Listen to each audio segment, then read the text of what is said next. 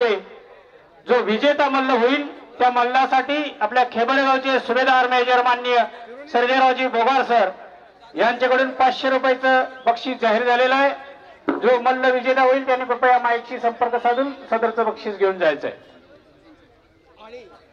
हा आता मी कुस्तीकडे वळतो।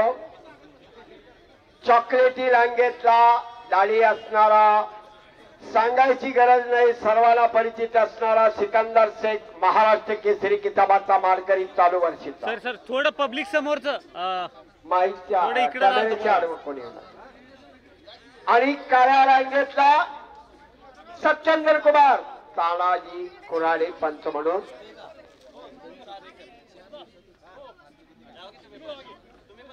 बाप रे बाप, अवघ्या 4 दिवसात मैदानचं सगळं आयोजन नियोजन सर आणि एवढं तडाखेबाज मैदान, शाबास वागाव। ए पोरांनो खाली बसा, या साईडला हा इकडे इकडे। आणि तानाजी कुस्तीला सुरुवात।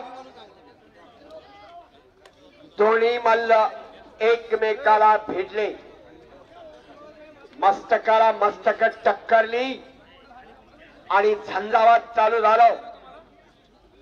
सलामी पासूनच आक्रमक लढणारा सिकंदर शेख आहे, थांबायचं नाही आणि थांबूही द्यायचं नाही, ही त्याची खासियत आहे। हो दादा समोरची थोडं मागे तुमचं डोकं दिसतंय।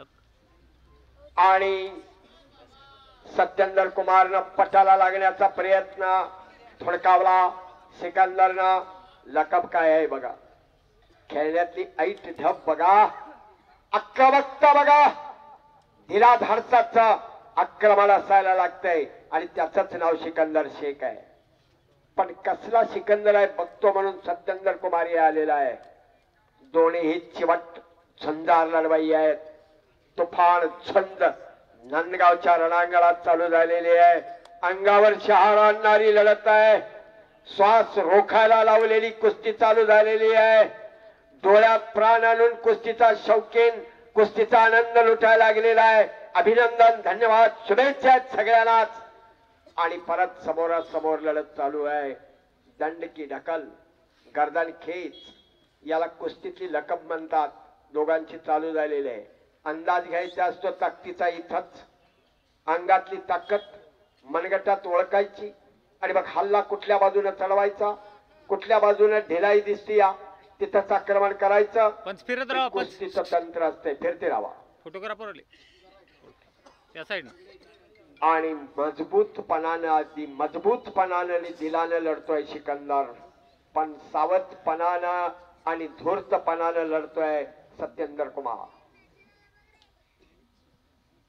डाव्या पवित्र्यामध्ये परत उजव्या पवित्र्यामध्ये असा लढतोय सत्येंद्र कुमार। आणि झोला आणि बगलेतून पाठीवर आला आणि ताबा घेतला, त्याची एक खासियत आहे सिकंदरची, त्यातून सुटतच नाही। कोण बी असला तरी सापळाच असला तो, पण मी नाही बोलणार। आणि चालू झालं पुढचं आक्रमण। गुप्त यंत्रणा सुरू झाली, बिनबोभाट, बोलायचं नाही, सांगायचं नाही, करून दाखवायचं, हे कुस्तीचं तंत्र असतंय। हत्यारं नसतात, वाघनख्यांचं पंजे ही त्यांची हत्यारं असतात। उरातली हिम्मत आणि बळ, उरातली हिम्मत हे त्यांचं बळ असतं। दोन्हीचं काम चालू झालेलं आहे। मानेवरती हाताचा घुटणा ठेवला होता सिकंदरनं, मला बघता येत नाही, पण दाखवायचं एक आणि करायचं एक, गनिमी काव्याचं तंत्र कुस्तीत असतं। काही घडणार, केव्हाही घडणार, आता पापण्या मिटू नका, एकदम शांतता। परत एक चकला सापळा टाकला, सिकंदरची खासियत। हो फोटोवाले दादा थोडं सरका पुढे, टाकला सापळा एक चकचा थोडं बाजूला आणि एक